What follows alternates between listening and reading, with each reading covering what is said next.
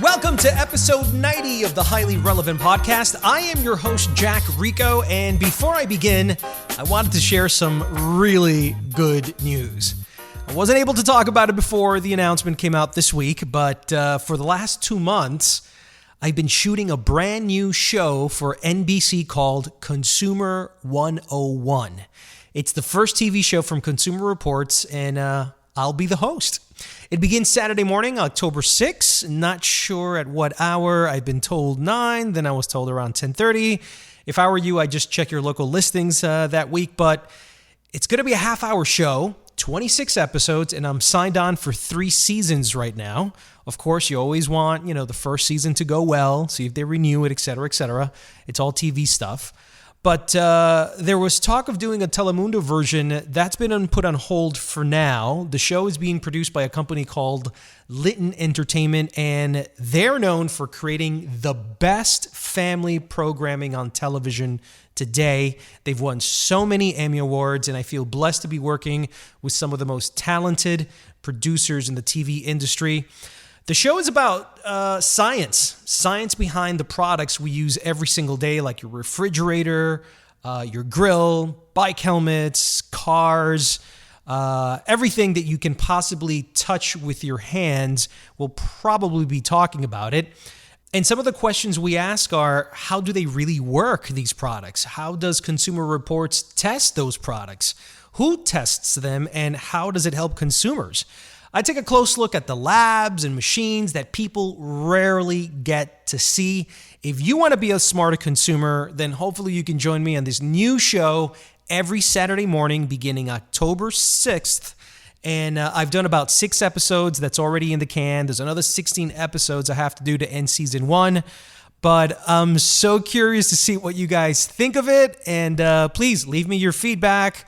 If you listen to the podcast, I am at Twitter at Jack Rico Official. That is Jack Rico Official, or on Instagram at Jack Rico. With that said, today we're going to be talking to Rotten Tomatoes. They are the premier movie aggregator site of movie reviews. They recently came out in the New York Times. They've been making a lot of buzz in Hollywood right now because they just finished overhauling their new rules to allow more diverse voices, meaning more women and minorities, to be a member of their site. Why did they do this? What took them so long? And will Spanish language be allowed on the site? I had spoken originally to the editor-in-chief in episode 34. You can go back and check that out. We had talked about that, but I've been one of the victims.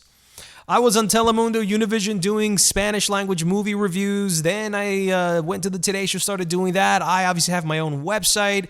I've done so many movie reviews, including here on this podcast, and they've said, no, if you're not working for, the Hollywood Reporter, Fandango, we're not going to put you on. So I've always had a problem with them with that, and hopefully this time around, hey, you never know, I might be on Rotten Tomatoes too.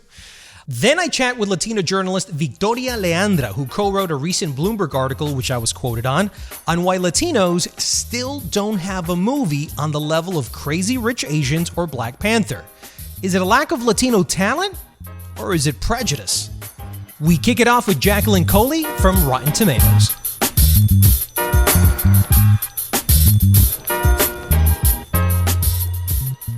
Joining me now is Jacqueline Coley. She's an editor at Rotten Tomatoes. Welcome to the Highly Relevant Podcast, Jacqueline. Oh, thank you so much for having me. So, big news coming out of Los Angeles. Rotten Tomatoes is revamping their eligibility rules, which it's interesting why that happened now. It's been covered by many outlets, including the New York Times.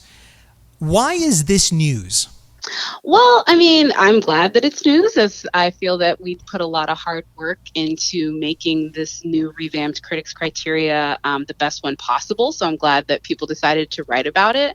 But I think in general, film criticism and the conversation around criticism has been something that has been kind of a touch point of our sort of entertainment existence for a while now. People have been discussing not just the movies, but who they're made for, who they're marketed for, and who gets to comment on them.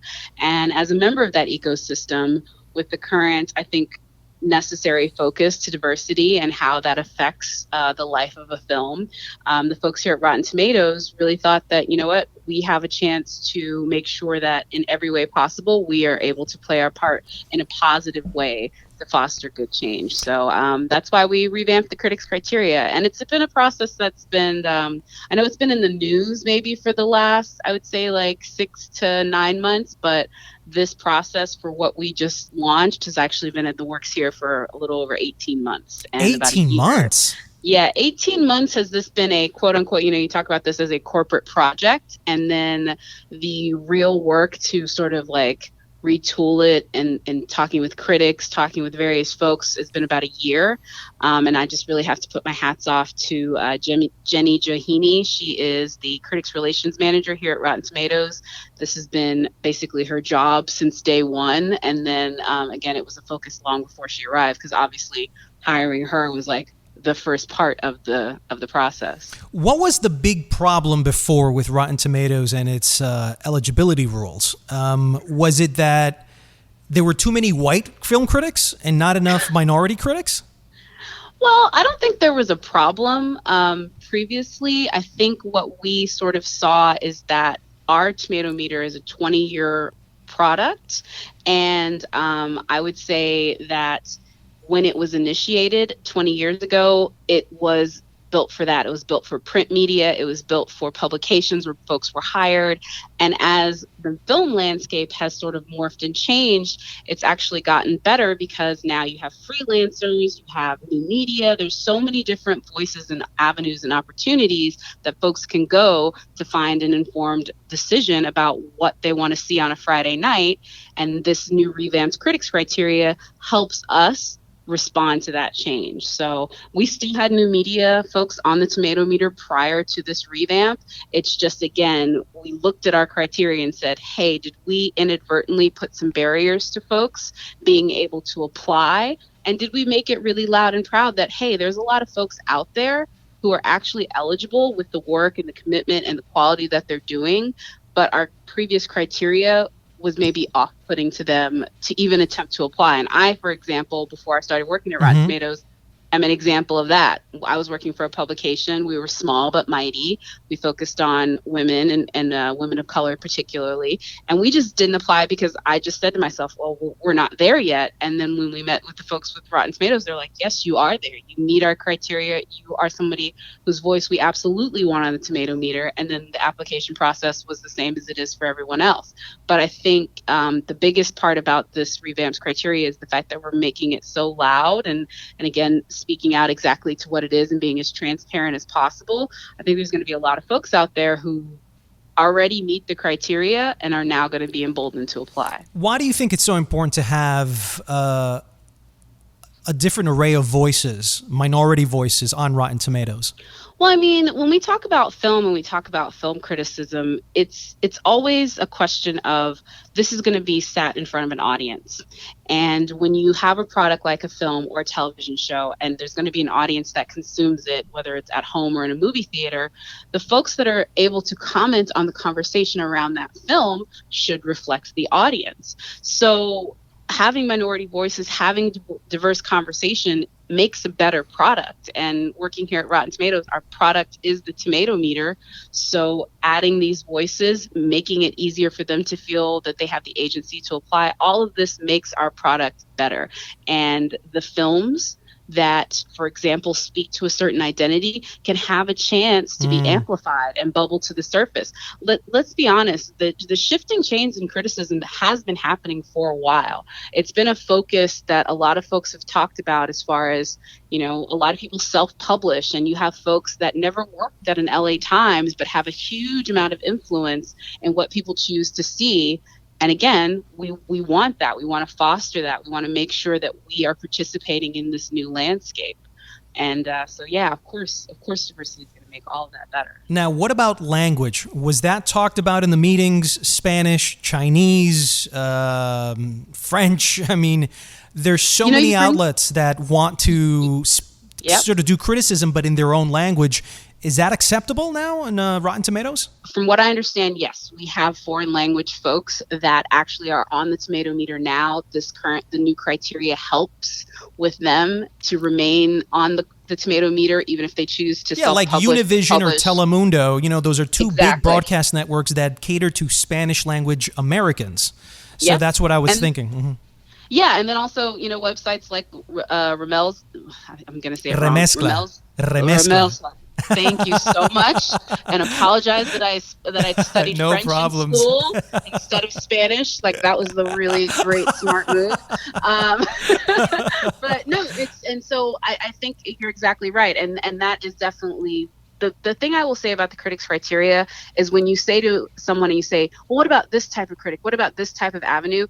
They were so thoughtful and so careful with what we did as far as examining the criteria to make sure that not only does this work for today, but is this something that we can build upon to keep fostering positive change? Because the worst thing we could have done, I feel personally, would be to create something that looks good right now, but when we look at it 10 years from now, it's going to negatively affect these marginalized communities and these diverse communities that we're trying to foster and amplify. And the one thing I have supreme faith in is, again, when there was a lot of conversation going on, the folks behind the scenes here kept their eyes on the prize, which is that we're not trying to make a product to comment on anything or to respond to anything. We're trying to make a product that is going to be sustainable, that is going to foster great change. And so I have faith that the changes that we made, that they're able to build upon. And this is going to be an ever-growing process. This is maybe what some people consider Rotten Tomatoes 2.0. It's actually like Rotten Tomatoes like 6.5, and we're going to have 6.8, and we'll have 7.0. This is going to be like, it's going to be like a software update in a lot of ways. We're going to keep making sure, because criticism changes. The criticism that happened with Siskel and Ebert is different than the criticism that happened in the 1940s and 50s with major publications, and it's going to continue to evolve as long as people continue to evolve the way we make films. I mean, just look at the films themselves. They had an evolution as well. What tastes were in the 1930s have completely shifted to what they are in the 2000s. And I think the conversation around that should also be able to move and shift with the times. I had Matt Atchity on the show in episode 34. We're up to 90 now, so it's been a while since I've spoken to him. But one of the challenges when I confronted him about this same topic, the problem that he faced was how to handle film critics who are now using the platforms of social media like Twitter and just are reviewing movies on Twitter.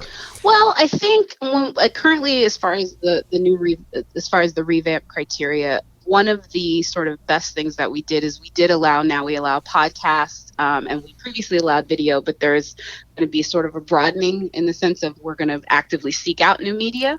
But as of yet, and again, I'm going to defer to maybe Jenny and the folks at Rotten Tomatoes, I don't believe that the Twitter, like putting a tweet out, is what currently will constitute what's on the tomato meter. We're still looking for 4 major criteria, which is a commitment to film criticism, quality, is it edited, do you speak to a demographic or voice, especially one from a marginalized community. All the criteria that we had as far as judging someone for credentialing upon the tomato meter exists in these new forms. But I will say, as far as the Twitter reviewer, we have not gone there yet. Right now, we're sticking with obviously the printed word and online media, podcasts, and then video. So I'm a critic. I'm a minority film critic, and I want to be on Rotten Tomatoes. What is the first step that one needs to do? Do I email somebody in particular? Is the information on the website? What do I have to submit in order to be considered? Well, that's a great question. The first thing I will say is all the information that I just sort of broad stroked over is definitely on our website. We have a great big shiny banner, New Voices on the Tomato Meter, which outlines the new criteria. And then we also have a link to a detailed breakdown of what criteria we're looking for with someone to be on the tomato meter. We have a list of every critic that we have to where you could go to their website, see their work, and see if your media, your work, and what you contribute to film criticism aligns with maybe one of the folks that are already on the tomato meter. You can be like, well, this person looks just like me, so yeah, I should definitely try to apply. They have the same type of film criticism, and they're publishing maybe in the same way at the same outlets. And then the last thing I would say is, yes, reach out, apply. I mean, the best part about this process is how transparent we've been. If you apply, it's not going to be a cone of silence. There's someone on the other end who will be able to, if you're accepted, quickly respond, as timely as possible, I should say, respond with whether or not you're able to join the tomato meter. And more importantly, if you're not, there will be specific things that we would like you to focus on as a way to help get you there. So it's not just like, no, you're not good enough, but it's like, no, this is where you are. This is where we'd like you to be for you to be a member of our community. And having that transparency and that feedback, I think, is going to be invaluable. So I would say if someone thinks they have the audience, they have the reach, and they have the quality and commitment to film criticism to be on there, I would highly encourage them to go to the website, read up on it, and then if they feel they should be on there, definitely apply. Thank you so much for being on the podcast, and I appreciate you sharing a lot of the information that we're all seeking right now. There's a lot of film journalists, there's a lot of film critics, there's a lot of students that have aspirations of being film critics, and they want to be on Rotten Tomatoes, they just don't know how to, and I think you've pretty much explained everything that they need to do. So thank you very much, Jacqueline. Thank you so much. Yes. Men, ever wonder what makes an awesome pair of underwear? Comfort is obviously at the top, but support plays a huge part too. Saks Underwear has combined these two components unlike ever before, creating what may be the most comfortable pair of underwear in the world. Simply put, Saks is designed differently. Their patented ballpark pouch has internal mesh panels that keep everything in place. When I put them on, it feels like there's extra space along with their super soft, moisture-wicking fabrics. I've been all about Saks Underwear since I discovered them a few months ago, and I really like the Vibe Trunk. Best underwear I've ever worn, silky smooth, feels like you're not wearing anything. This is why I want you to try Saks as well. I work with Saks Underwear on a limited time deal just for you. Shop from anywhere on their site and get $5 off plus free shipping on your first purchase. But you need to use my promo code Highly Relevant at checkout. Order a few pairs of Saks right now with this great offer and go to Saks Underwear at SAXXunderwear.com. That's Saks with 2 X's and use the promo code Highly Relevant at checkout. Remember, SaksUnderwear.com, promo code Highly Relevant. Crazy Rich Asians has been a massive hit in Hollywood, and it has also brought a positive and well-deserved attention to Asian Americans in this country. But what about Latinos? Why hasn't Hollywood embraced U.S. Hispanics with the same fervor, effusiveness, and positivity on the big screen? Victoria Leandra, co-writer of Bloomberg.com's recent article, Crazy Rich Success Leaves Latinos Waiting for Their Moment, and who is also now a multimedia producer at Vice News, joins me on the show. Welcome to the Highly Relevant Podcast, Victoria. Thank you, Jack, for giving me the opportunity to chat with you. I am very excited to be here. Well, as I understand, this is your first podcast? It is. So I am extra excited for that, as you can see. That is very cool.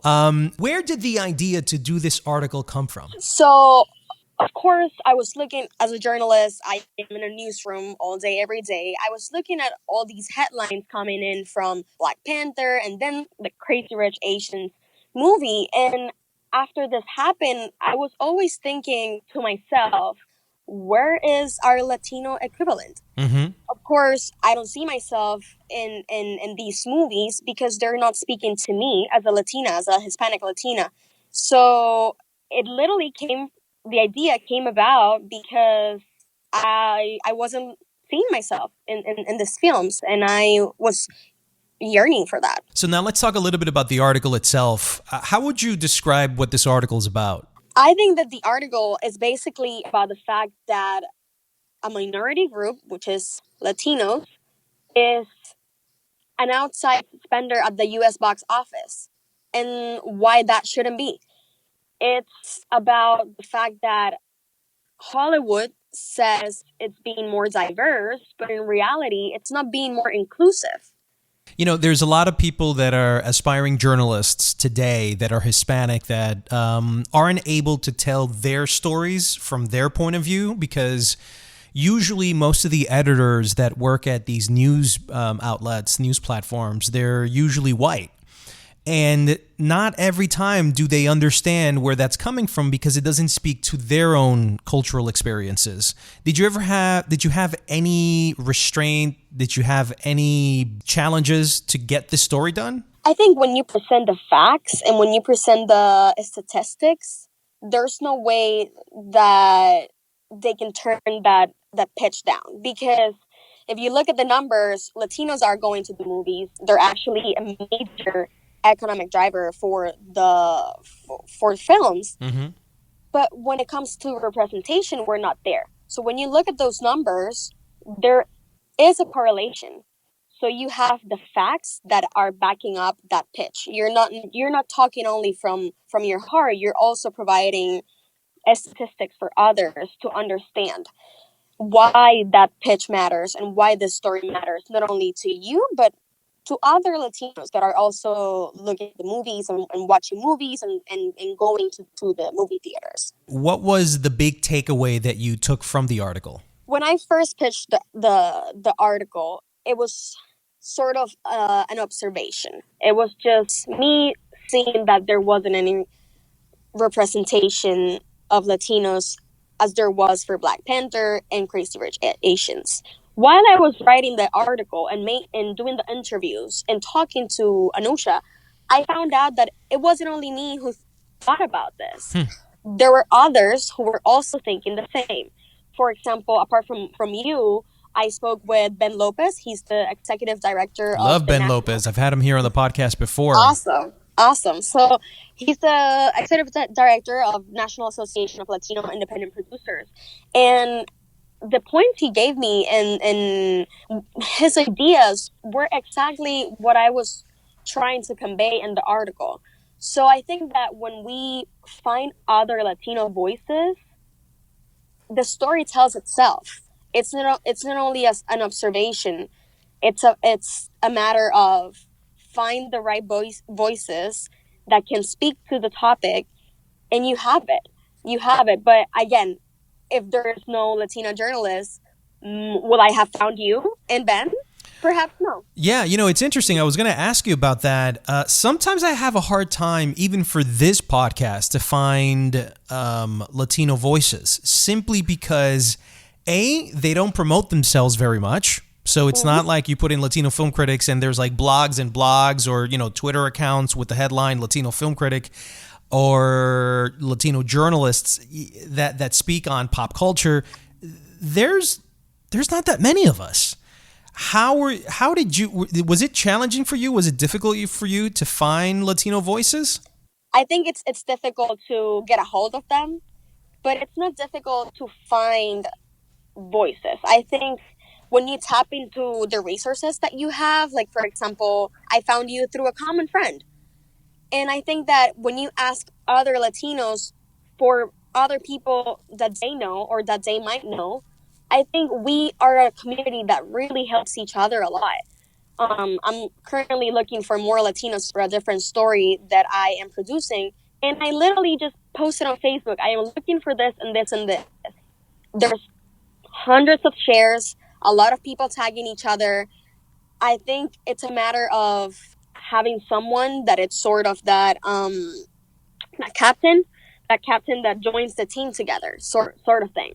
So it's a matter of having Latinos in the right positions for the right reasons. What do you think is the solution after doing all the research and writing about this of how we can get a Crazy Rich Asians Latino version in the next, year or two?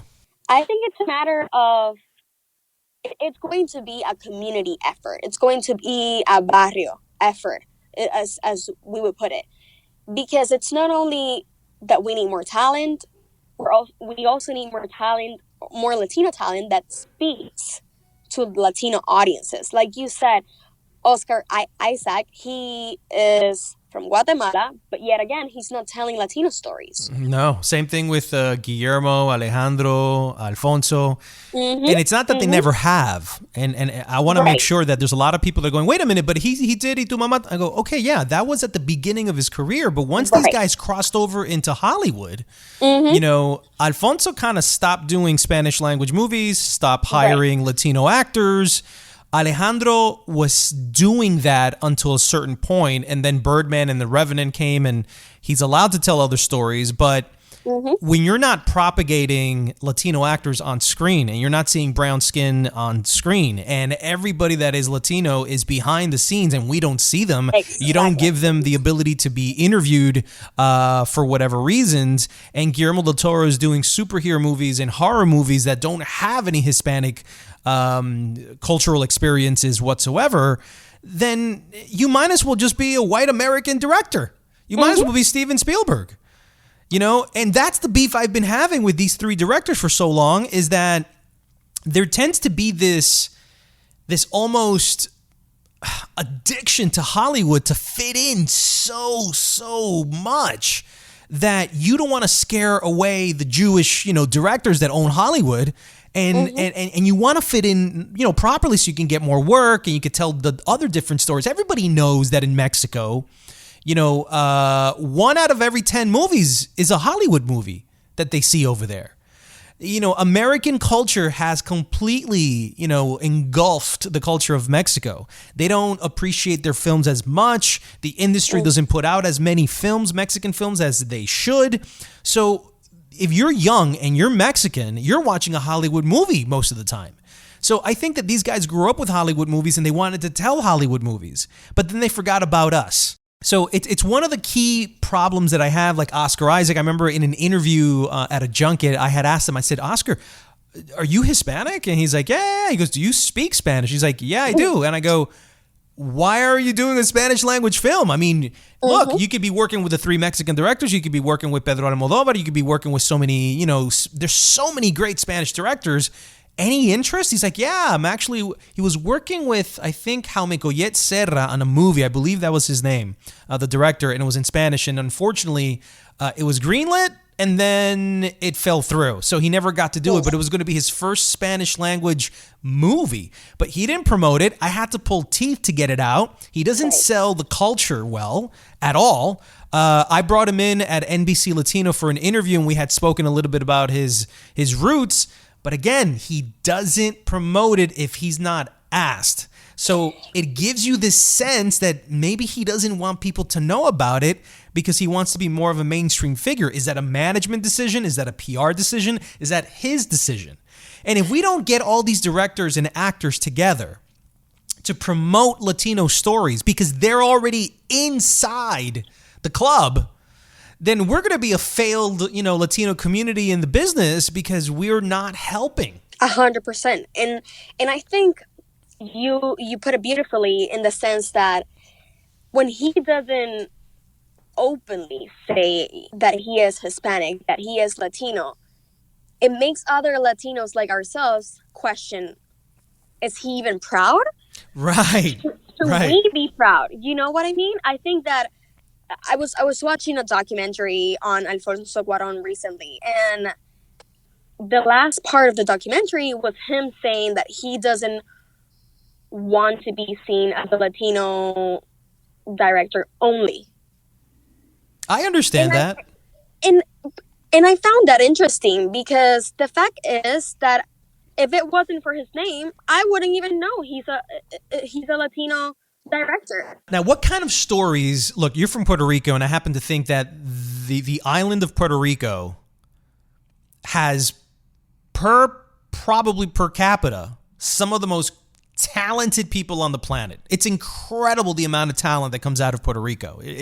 I mean, if you really look at the 3 most impactful, long-standing, iconic Hispanics in the United States today, Ricky Martin, Jennifer Lopez, and Mark Anthony. When you look at them, they're from Puerto Rico, yet they've transcended Latinos. They're global superstars that came out of this island, you know? So what kind of stories do you think today, from your perspective, you would want to see told on the big screen? One of them that I have is the reggaeton story. Yes, which I love, which I completely love and would love to go watch it. Right? Like a Step Up. Oh, yes. A Step Up but version with a reggaeton soundtrack, maybe taking place in Puerto Rico. Amazing. Right. Amazing. Right. Daddy Yankee, Nicky Jam, etc. Yeah. All of them. I'm shocked that Daddy Yankee, Nicky Jam, J Balvin, and all these other reggaeton stars haven't already created a film that includes themselves. Mm-hmm. That is maybe like a friend, story. I know Daddy Yankee did a Puerto Rico movie. I don't necessarily think it was about reggaeton, but it was about him and his life in Puerto Rico, which I liked. Didn't get a lot of support. Not many people saw it, but I enjoyed it. And because I felt it was authentic. What other stories outside of reggaeton would you like to see?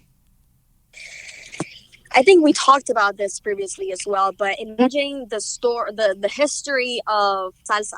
Salsa, yeah, it's world known as sort of this Latino dance. So why not tell that story instead of Americans just dancing salsa for the sake of it? Why not give them a little bit more content and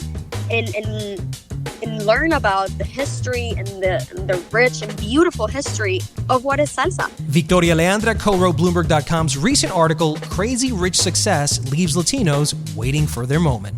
Thanks for coming on the show, Victoria. Thank you, Jack. It was truly an honor for me. That's it for episode 90 of the Highly Relevant Podcast. I want to thank Jacqueline Coley and Victoria Leandra for stopping by, and I hope you guys enjoyed the conversations as well. If you'd like to support the show, you can do it by sharing us on social media and telling all your friends about it. You can reach me on Twitter at JackRicoOfficial and on Instagram at JackRico. Also, remember to tune in Saturday morning, October 6th on NBC to catch the premiere episode of my brand new TV show, Consumer 101. I'm Jack Rico.